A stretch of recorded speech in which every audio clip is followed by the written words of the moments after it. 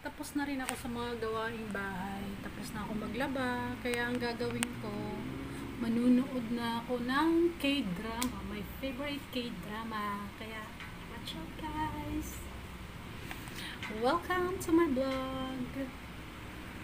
Ang tagal ko nang hindi nagbablog, mga 2 years na. Kaya ang nangyayari, hindi ko nga alam paano mag-upload niya eh. Nagre-research ako sa mga YouTube paano mag-upload ulit ng video, anong apps ang gagamitin ko kasi nakalimutan ko na. So ayan nga guys, dahil nga cellphone ko lang nabasag yung gamit ko, yung camera ko may basag na, yan, may scratch na yung camera ko. Haggard na si Inday kasi nga tatapos ko lang sa mga gawaing bahay at tapos ko rin maglaba. Thank you guys and welcome to my vlog. Please follow me sa panibagong panimula ng aking pagbablog.